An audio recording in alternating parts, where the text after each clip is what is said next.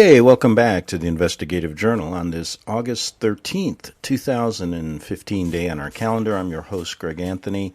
You can catch my show every evening on FirstAmendmentRadio.com from 6 p.m. to 7 p.m. That's on FirstAmendmentRadio.com Monday through Friday. You know, there's going to be a lot of confusion in the next month or so with the arrival of the Pope coming to Congress to speak at the halls of Congress at the behest of our leaders. And I want to keep up on things, so to speak. So I decided to give my friend, and I use that term and not loosely, I like Leo Zagami. I said a long time ago, I don't care what side people are on. I don't really care if they're COINTEL, if they're not. You can always get good information from people. And, you know, there's kind of an Italian thing. I lived there for 7 years. Leo's Italian. And what was that old expression in The Godfather? Keep your friends close and your enemies closer. Well, I'm not saying Leo's an enemy at all. But I'm saying I don't care about these guys out there taking the lead on all these truth movement issues. I really don't. And people spend days, hours, years trying to figure out who's on what side, who's on another side. For example, the other day, somebody sent me information about Jim Marrs, saying, oh, I love Jim Marrs. And I said, well, that's good. Read what he has to say. And then I checked out, I've known Jim Marrs for a long time, and I've said, you know, I don't really care what side he's on. His connections to Jack Ruby when he was a kid dancing on the stage over there before the Kennedy assassination, and all those other connections make no difference to me. But anyway, getting back to keeping on top of this issue and what's going on with the Pope's arrival and this kind of I kind of wanted not to set the record straight, but just to keep on top of it and give you my angle of what's going on. So I figured I would contact, and I'm going to have Leo on next week. And I wondered what's going on. So here's what he said to me, and we'll go from there. He said, and this came to me today, this morning, and he says, sure, Greg, I'll come on your show, and I can promote my book. And then he gives me he's going to send me a PDF of it. And it's called, he goes, Pope Francis, the Last Pope. That will be great, as the subjects I touch in my book are familiar with you, and I even mention you at the beginning of the book for the groundbreaking work we did almost 10 years ago. Now, I've been harping on the Vatican story ever since I lived in Rome in the 80s, and I think I know a little bit about what I'm talking about. And let's move on. Let me show you where this is leading. Last week, Alex Jones came to Rome so we could eventually film a documentary inside the Vatican together with will be released in the coming days. And we also had a chat with him regarding what happened with Eric Phelps and you accusing him 7 years ago. And I must say we need to clear this up for all the truth seekers. Eric Phelps was too aggressive and contacted him out of the blue, saying he wanted to be on his show. But his arrogant ways did not go down well with Alex, and he refused for this reason. That's why Eric then started bashing him without any evidence, accusing him of being a Jesuit agent, and that just is not true. I also talked about you in a good way, and he said that he was sorry you thought about him in that manner, but could not remember you. Oh, that's interesting. But things have changed now, and Alex is with us in the war against the Jesuit Vatican evil. I even brought him to Borgo Santo Spirito. Now, Borgo Santo Spirito, that's Cinque, that's where the Jesuit headquarters are. I've walked by there many, many times. In fact, you know, I think I've walked every street in that city for one reason or another over the 7 years I lived there. And he says we were eventually chased out by the police in St. Peter's Square. But he is now touching on all subjects of my book on his channel at InfoWars. So times are now mature for our exposure. Okay. I would like to have you look at my book, dear Greg, before we go on the air. I will now get my editor, Brad Olson from CCC Publishing, to send you a copy. All the best, and send me the details later for the radio show. So I'm going to have him on next week, and we're going to discuss this. And like I said, I have no caring whatsoever on what side Alex Jones is on or what side, Leo, like I said, I enjoy discussing him. We always get a lot of information out, some good, some bad, and you figure out what's going on. But let me explain one thing here. Isn't it interesting that Alex Jones is taking the lead now, going to Rome, going to do a little documentary right before the Pope is coming? And I think that the reason is he's been given the okay to do this by who I don't know, and he wants to take the lead in this, so most people in this country will listen to what he says about it. Now, there's a little clip he just did from Rome, I think on August 8th, and it says, "Is the Pope the devil?" Okay. Now, what he's trying to do here, and what he said, and I'm going to play a little clip, is depict this man as the Antichrist, and Leo's talking about the last Pope here. Who knows who's got inside information? But the point I'm trying to get at is what he is doing is, you'll see, he's saying that the church has been infiltrated now by these men, which means that there is a good side to this church. And I've said all along that this is an institutional problem with this organization from the beginning. And he forgets a lot of history. And let me read you something here, if I can see it. But nothing good is going to come of this institution, and it's very clear from, if you look at the history, nothing has changed. All of the popes could be considered the Antichrist. The church has not recently been infiltrated, like Dan Brown tried to show in his book Angels and Demons, which Ron Howard and Tom Hanks made a movie about. So what's happening here is they want to take now the alternative media and spin it in their direction. Now, they have the right to do that. You have the right to believe it or to disbelieve it. So let's see what they're actually up to here. And in a sense, I do agree that the Pope is up to no good. But I'm saying that the institution is up to no good, and all the people that are working in the institution for hundreds of years, since the beginning of our country, founding fathers included, get them to say the truth about our history, where we're coming from, the truth about our Congress right now, who they work for, what this agenda has always been. That's the key here. It isn't just something that happened. Now, let me tell you why this is the case, and why I think they're getting on this bandwagon now. Now, Leo's been on it ever since I've known him, and we've gotten into disputes over the air where I didn't like what he was saying. He did, he wanted to off me at one point. That was just words. We always talk in those terms. But the point, sticks and stones, that kind of thing. But the point I'm trying to get at is 8 years ago, when I was trumpeting this message on Genesis Radio, on Alex Jones's show, many times talking about 9/11, first as his guest, etc., then working with John Stattmiller, who's good friends with Alex, over at RBN, which is also in Round Rock, near Austin. Then we have Genesis. Alex was in Austin, Genesis being the headquarters in Minnesota. So I know that operation. I was on, my radio show was on there for a long time. Until I started trumpeting the message of the Vatican, and at that time, all of these people didn't want to hear it. Oh, they didn't want to hear it. So on RBN, they brought on Michael Collins Piper to do a show blaming the Jews for everything to counter what I was saying.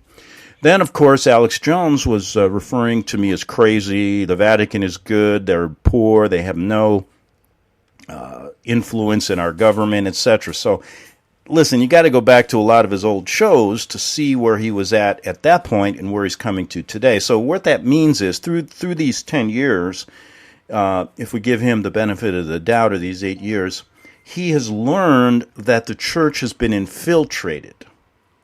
Well, to me, that's not good enough, because it just now has not been infiltrated. It has always been this way.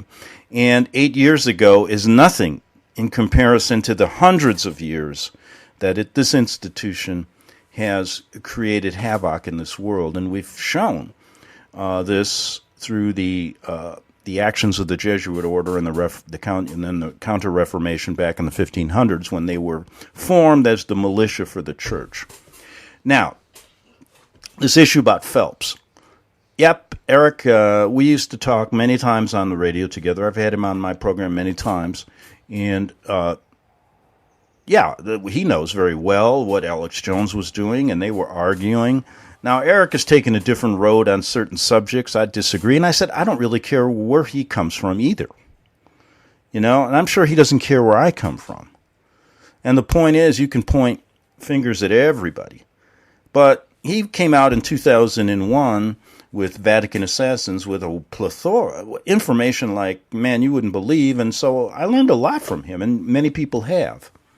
Now, I'm not going to question what the motives were, and you can question what my motives have been. The point I'm trying to get at is all this stuff is coming to play now, and we're going to see it live on stage here in America in the next couple of years. You're going to see all this stuff. So you want to know where these guys are coming from. Now, you can get a lot of good information from Eric, and whether you like his ideas about racism and how he interprets the Bible, that's up to you. His wanting to have a country for white people and black people, and then his stance that George Washington and the Founding Fathers were very good. And, I disagree totally with that. But you know what?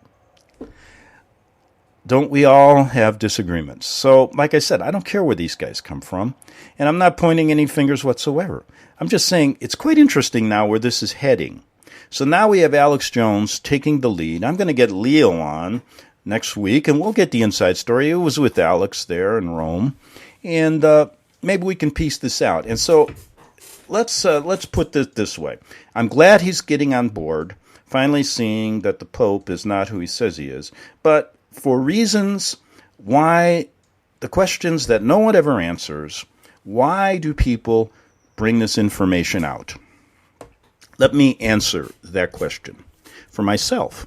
Why did I decide to talk about the Vatican? Well, it's because I lived there. I saw the Vatican bank scandal in 1982 with Father Marcinkus and the rest of these goons, and I started to put the pieces together of what they're doing. So my motives have purely been to tell the American people about what I learned when I was there and the information that I gleaned over the years since then. Now, what Eric Phelps is, that's why I do it. Now, you ought to ask him why he does it. Now, what is the reason? Is it to spin a story a certain way? Or is it to give you the full truth and nothing but the truth? Now, ask why Alex Jones, why he's bringing the information out now in 2015. Eric bringing it out in 2001. Now, these guys argue all the time, and we argue. Everyone argues. Now, I remember when John Stadtmiller used to argue with Alex Jones, John owning RBN, and you know that place. I was there, working there, reporting from there, and also with Genesis. Now, I also know those guys did it as a show. They both got along very well behind the scenes. Now, ask Eric why he argues with Jones and why Jones argues with him. I just want to know what the truth really is. That's all we're getting at here. And so wherever they come from makes no difference to me. We've talked so much about different ideas, but we never talk about why the information is being brought out at a certain time. So it's very interesting that Alex Jones is now bringing this information out just before the Pope is coming here. And he wants to, in a sense, take the lead in this, would you call it descent? There are going to be a number of people dissenting the Pope's visit here, and he wants to take the lead and spin it in his way. Now, that's his duty. He has the right to do that. It's America, freedom of the press. I just want to point out that I want to take it a little deeper and not just say this pope is the devil. And I'd rather use Antichrist. And in his little, he reported from the Vatican, I think this was August 8th, I'm going to play something here. In his little report, I'm not going to play it all. And the reason I can't play it, I don't know why. I'll play parts of it for you. But the reason he gets into this in the beginning, and I've heard this many times. And I've even said it too. I mean, here we go. Well, all Catholics are. I'm not against Catholics, etc., etc. He says he's a Christian. He's not an affiliated, etc., etc. Now, the point I'm trying to get at is, we all know that there are a lot of people in the American government who are good people that don't understand that your government works together with the Vatican. Okay? Now, there are a lot of Catholics that don't understand that, and there are a lot of Catholics who believe a lot of these crazy ideas. Like, if we do a history lesson for you, I'd like you to read a book called How the Pope Became Infallible, which means why they call him the Vicar of Christ, and this happened in the 1800s, written by Bernard Stamfel, a former high-level priest. And when you can get a lot of the history of all this craziness that goes back to the beginning of this pagan organization. So the thing I'm talking about is, this is a pagan organization that dates back to the beginning of the roots. What he is saying, what Jones is saying, is that the church now has been good, but now it's been infiltrated, and this is the infiltrator here, the Jesuit, the last pope. Now, this very well may be the last pope. Maybe they're telling you something. So glean what he has to say. But here's a little point, and I want to play this for you quickly so you can hear a little bit. And I don't even know, I've listened to this part, I listened to a part of it, but let's see what he has to say. He's in Rome, and talking about this recent infiltration of the church.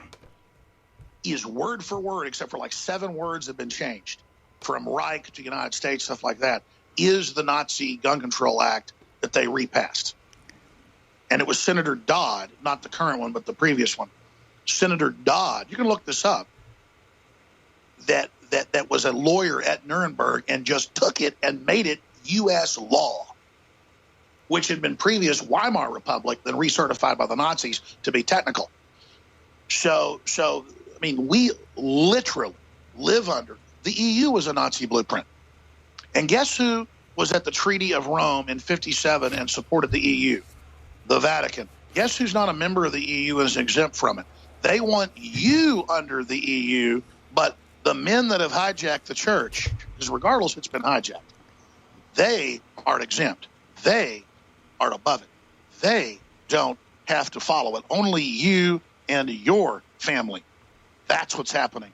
That's the fraud. Because if they were under all this, if they were under the taxes and regulations, if they were under all this hellish stuff, then they wouldn't like it. Okay. A little bit of background about the EU and what's going on there. It's a blueprint for probably what's going to happen here. But the point is, the men who have hijacked the church, as he's pointing to the Vatican, this is not an organization that's just been hijacked. This is an orchestrated plan. And as he points to that Vatican Square, you got to point out what's in the Vatican Square, and that's the symbol of ISIS. And this goes much deeper than 1957 or one pope that is now taken over. It's similar to this Dan Brown stupidity that we watched in Angels and Demons, that the Vatican is fighting the Illuminati, and the Illuminati almost won in that movie, and so on and so forth. This has been an evil organization, at the top levels for so long. And it's seeped down now throughout governments of the world. Look at all of their concordats. It goes on and on and on. Concordat meaning they get into agreements with countries all over the world. Look at all of their underlings that work here in the States. This is a huge problem. Now, I find it only interesting that he wants to come out with this side of it, stating is the Pope the devil. He doesn't like this man, and the reason he's going to get into things like he wants to change the finances and all this stuff. But the point I'm asking is just ask him why he wants to do this now. I just want to know why the information's coming out now, and how come it's taken so long to figure this out. Now, you can read all over the internet about what people say about him, and you can read all over the internet about certain people, what they say about me. I mean, it goes on and on and on, and the spin will go on. But it's interesting to note that this is what's happening right now, just before the Pope's coming out. And you know, Alex is the vanguard for alternative media. He's the guy that takes the lead, the guy with the money, so to speak. And it's interesting now that we're going to have Leo on to talk about it. Yeah, why not? And you heard his point of view there. So it will be interesting next week to get him on the show and see what's happening. As the Pope arrives in America on September 23rd. Now, we have to remember one thing. That if you really start uncovering things regarding the Vatican, you're going to find that these tentacles spread all over the world. This has been going on for hundreds of years, and this plan is nothing new. It isn't just some hijacking of the church by a couple evil Illuminati people who have no idea. No.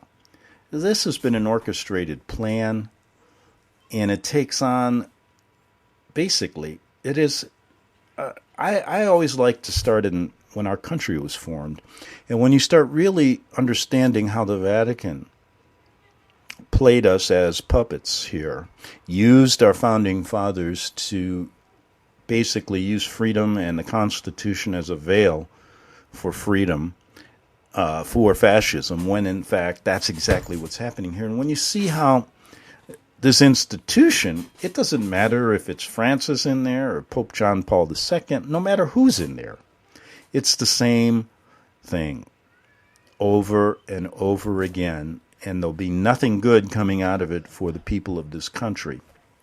So what I'm saying is, listen to all these people, listen to them all.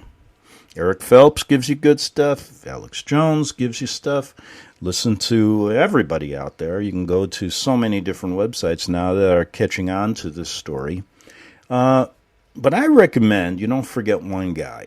Go to the book Rulers of Evil by Tupper Saucy. We always forget that. And also go to, what did I do yesterday? Yeah, that was the Grand Design Exposed by John Daniels. Go to some of my old shows talking about the truth about the Lincoln assassination and all these different things that give us kind of a background for what's happening today. You can't just watch Angels and Demons or listen to Alex Jones and say you understand what's going on at the Vatican. And the point I'm saying is he's a bit historically deprived, or basically using revisionist history to tell this story to you now, because it's in Pope's coming here, etc., etc. So take that in mind before you start believing it hook, line, and sinker. And I don't want you to believe what I say hook, line, and sinker. I want you to think about it and ask this question: why is this information coming out now? All right, back in 3 minutes, we're going to talk about Sandy Hook. Visit crosstheborder.org, CROSS, crosstheborder.org, to get your print, EPUB, or PDF version of the book, The Rapture Will Be Canceled. That's crosstheborder.org. I know you all want answers, and believe me, so do I, and I'll do my best to get them.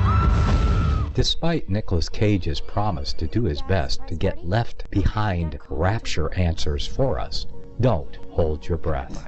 Not everyone believes Left Behind is true prophecy. Some may even regard as conspiratorial the mainstream re-release of the Left Behind movie with actor Nicolas Cage portraying the main character as an attempt to further reinforce in the minds of all this perception of false prophecy, in order to condition the masses for the play about to begin. If you want true Bible prophecy answers, get the book, The Rapture Will Be Canceled.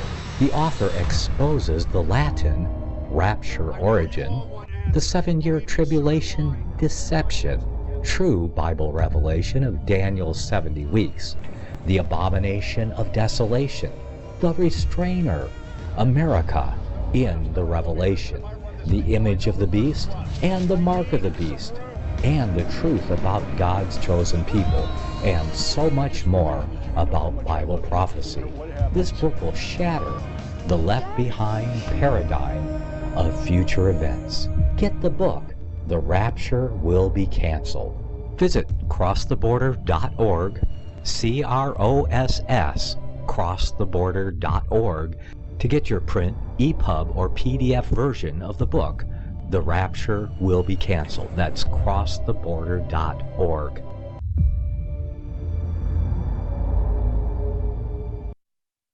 Okay, back on the Investigative Journal. And one last thing before we get to Sandy Hook. I just want you to say, when the Pope comes here and you listen to Alex Jones say, oh, is he the devil? He's the bad man. Just remember this, that just transfer that to the whole of your Capitol building, your whole Washington, D.C., monuments, all the people that lead our country since the beginning of time, and then you probably got it straight. They're all working together. And the point is, the American Capitol abounds with clues of Roman origins, freedom, the Roman goddess whose statue crowns the dome of your Capitol building. We're created in Rome, in the studio of American sculptor Thomas Crawford, who worked for the Vatican. We find a whole plethora of Roman deities in the great fresco covering the dome's interior rotunda. Persephone, Ceres, Freedom, Vulcan, Mercury, even a deified George Washington. These figures were the creation of the Vatican, and the question is it just one man, or is it an institution? Have we been bought and paid for by the Vatican since the beginning? Yes. And I'm not even getting into the other. Just look at the freedom. Just look at the Washington Monument. Do a little research on what that exactly is. But enough of that. So you take it from there. I just wanted to point out what's going on in these days. Now, sometimes when I start thinking about all of these false flag events, a chill runs up and down my spine. I start thinking to myself, what good is it to bring this information out? Why do we even bother anymore? There have been so many of them. There's so much disinformation going around that I tell you, it makes your head spin. At least it makes mine spin. And I kind of wonder, I felt that way after a couple of years of researching 9/11, spending time in New York with some of the principal players in this, what turns out to be another disinformation campaign on both sides. Sure, the government story was full of holes like a piece of Swiss cheese, but the disinformation and the cover-up was such a bigger story. Now, it's happened on so many events. You can go back to Kennedy, and I started to look at some things about the Kennedy assassination and all of these dubious people who may be playing different roles in the whole shot of people claiming many things about Kennedy. I've heard so many stories about John F. Kennedy, how he was killed. Is he dead? Was he really? Did he turn out to be Jimmy Carter? It goes on and on and on. So your head starts to spin and you start going, why do we even bother? Because nothing ever gets done. Where's it? The point is, it's not supposed to get done. These people have been doing this, not only in our country for hundreds of years. Go back to some of the early assassinations of our presidents, some of the near misses, some of the things. Go to James Forrestal in the 40s when he opposed Israel as a state and how he was thrown out of a Washington hospital It goes on and on and on. Are we ever going to get the truth to this? No.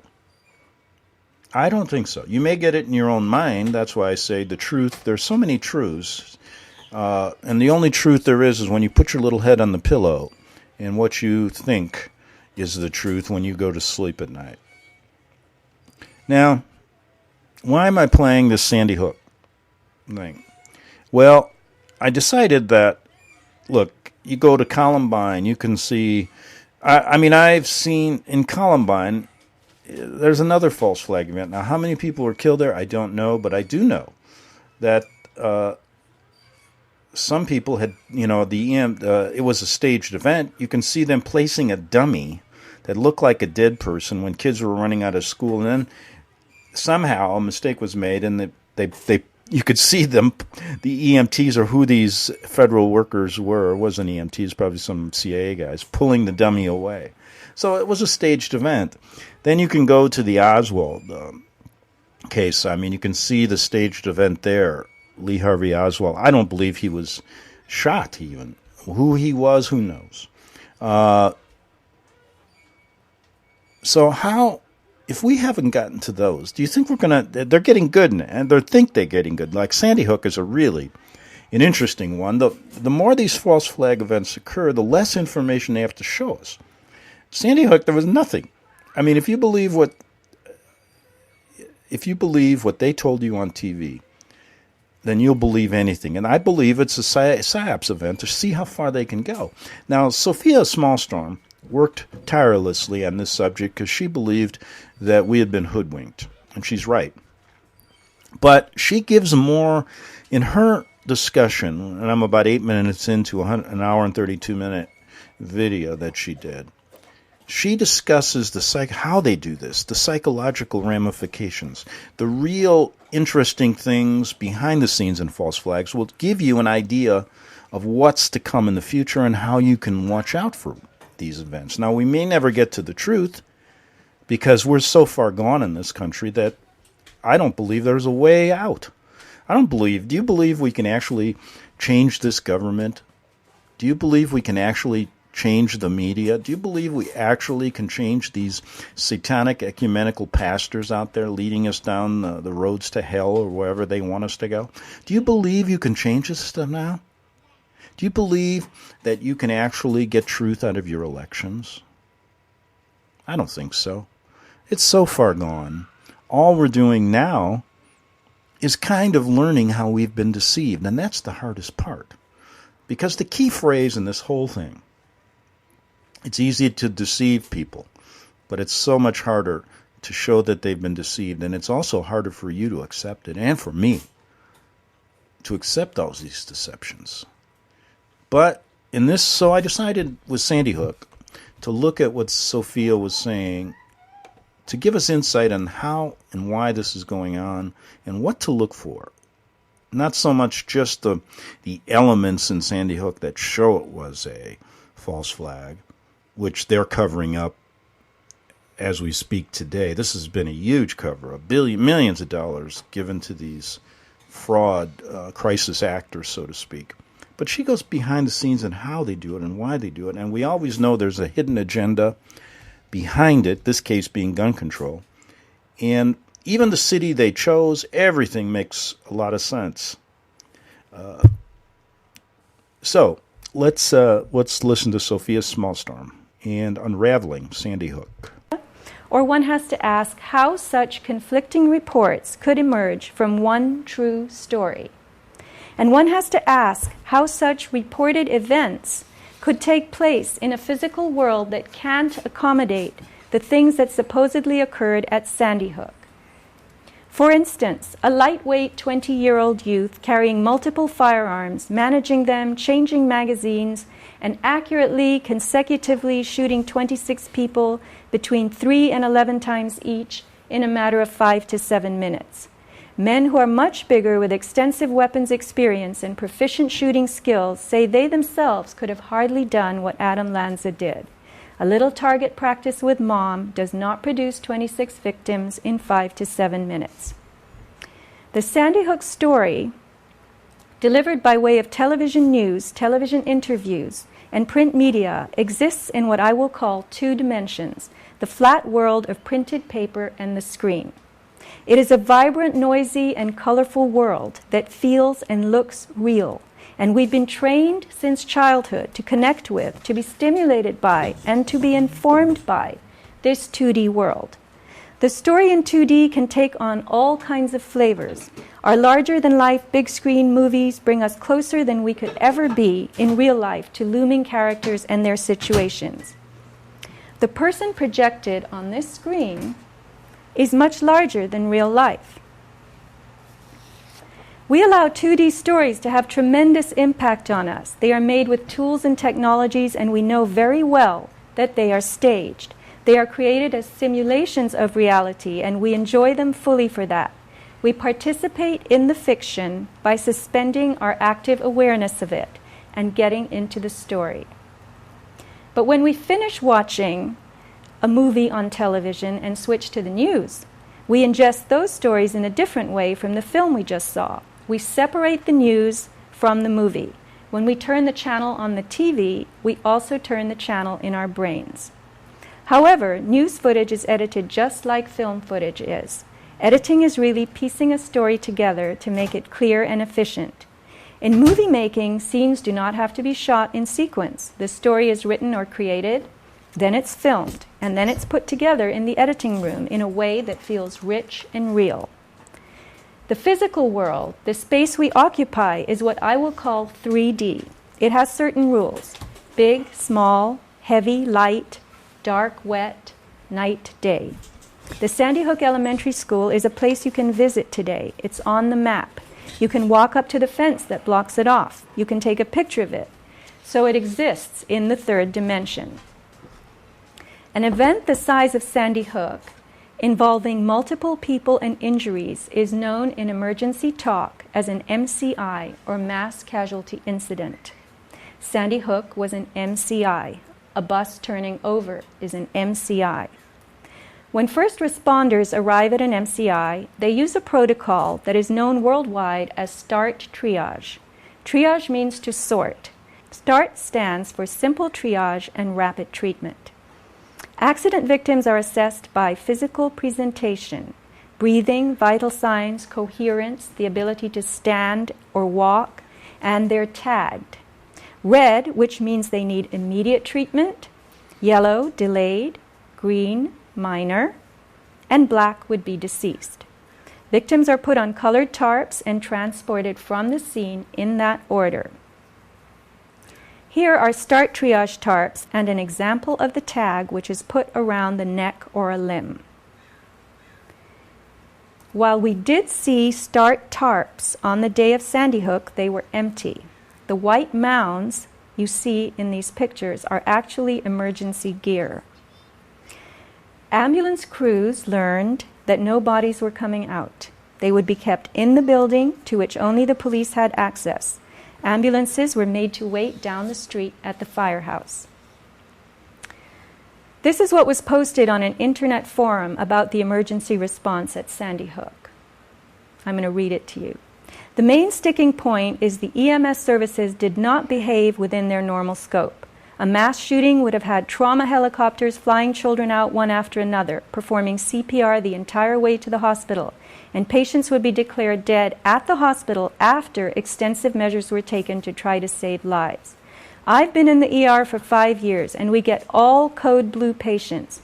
We get 80-year-old nursing home patients that have not been breathing for 20 minutes, with no chance of survival, and we perform CPR and necessary medical intervention with the chance that patients may regain a pulse. A few months ago, I had a conversation with a couple of EMTs. They told me everybody uses START triage when there's an MCI. They told me in exactly these words: the police cannot pronounce people dead. We can't pronounce anyone dead unless they're decapitated, and it's totally obvious. We have to take everyone to the hospital. That's where they pronounce them dead. The police don't have the authority. We don't have the authority. Dr. H. Wayne Carver has been Connecticut's chief medical examiner since 1989. The Office of the Chief Medical Examiner is an independent agency that investigates sudden, unexpected, or violent deaths in the state of Connecticut. Thousands of people have seen the interview Dr. Carver did for the press on December 15th, just after the shootings occurred. James Tracy, a media studies professor at Florida Atlantic University, wrote an article about this interview that went viral.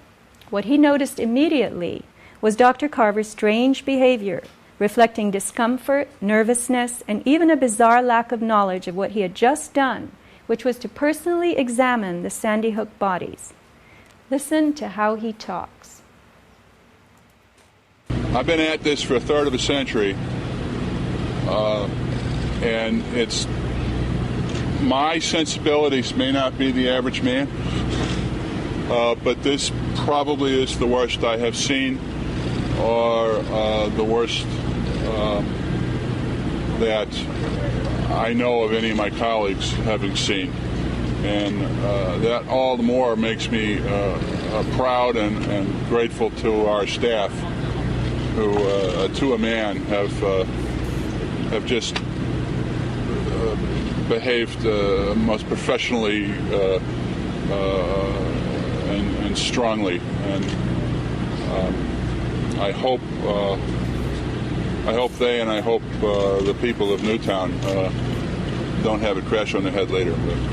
Doctor, on that examination, did you tell which caliber of the handgun compared to the rifle of these shooting victims were from this incident? It's a good thing there's not being prosecution, because then I couldn't answer that. But all the wounds that I know of at this point were caused by the long weapon. So the rifle was the primary weapon? Yes. And what caliber were the bullets?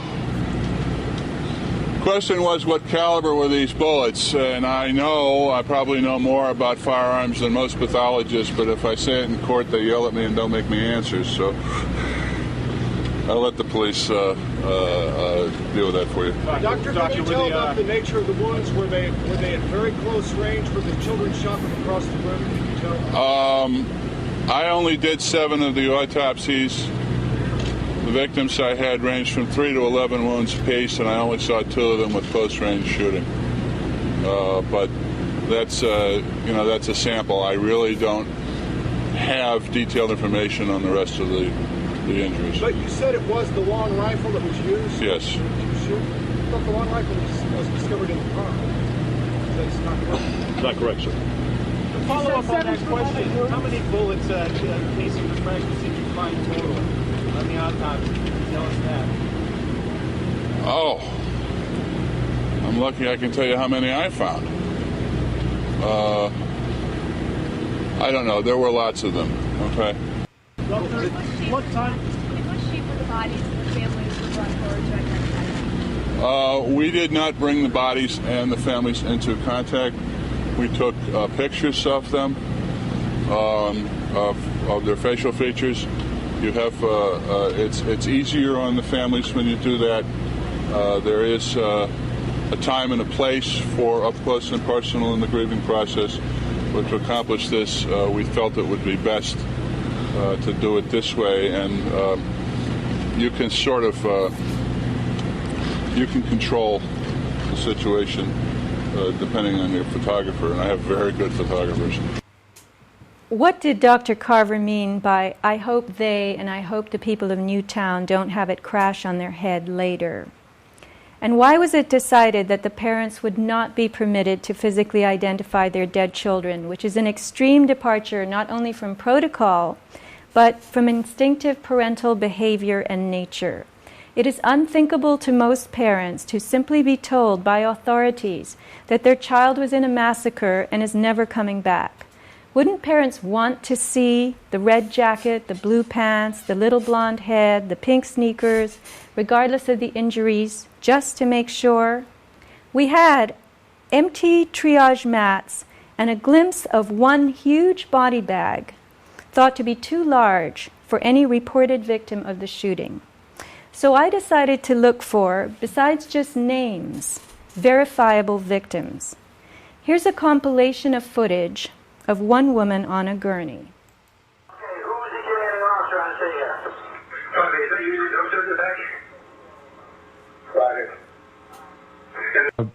Susan Candiotti is on the scene for us as well. Susan, are you getting more information on what happened? Ken Pierce?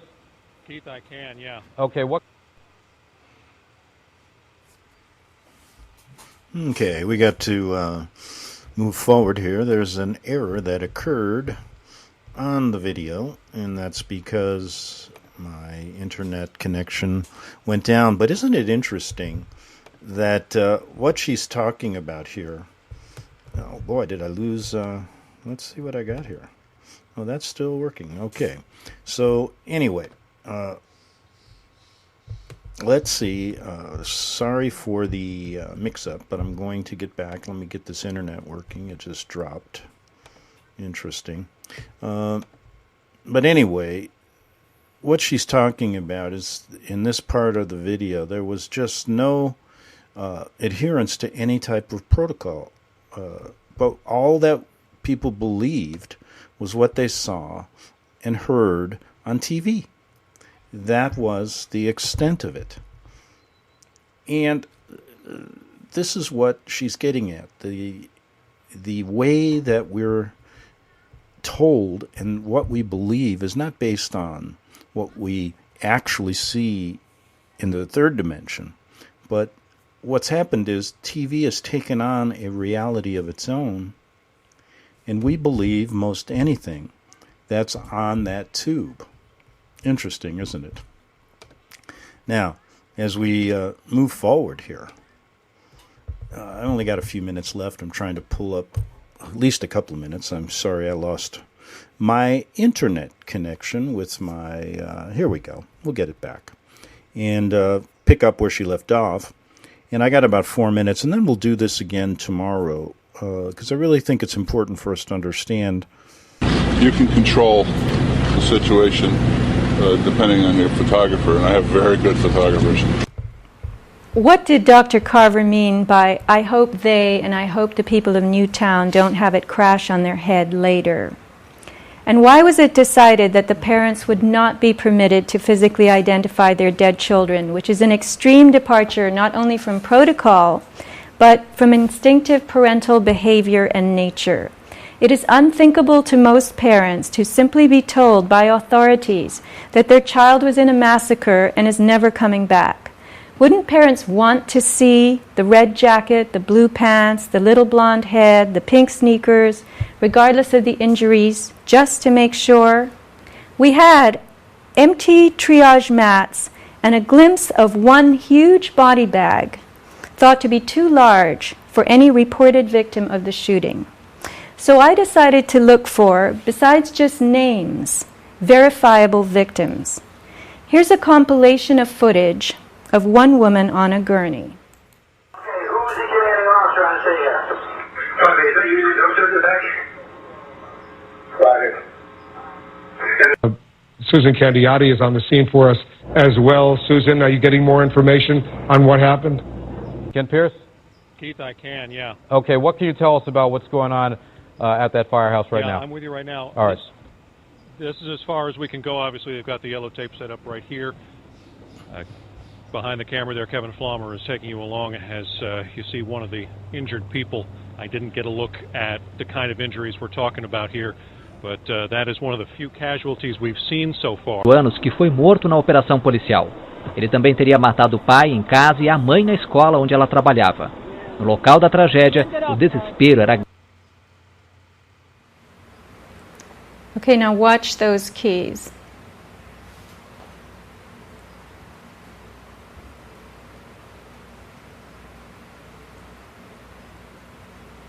Taking them out of her pocket.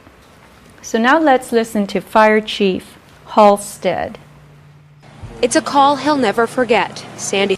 Okay, we're going to leave it there because I only have a minute left. And come back tomorrow with some of the interesting footage that shows. I mean, when we look at it again, when you start looking, one of the greatest scenes is how they show you an aerial view of this supposedly chaotic scene, and they have actually people walking in and out in circles, same people, they're basically told, make it look like there's a disaster or something, and you can follow them, and they go in and out of the building and come around and do the same thing. Incredible. But anyway, we'll come back with that tomorrow on the Investigative Journal and try to unravel a little bit more about all these false flag events. Have a good evening.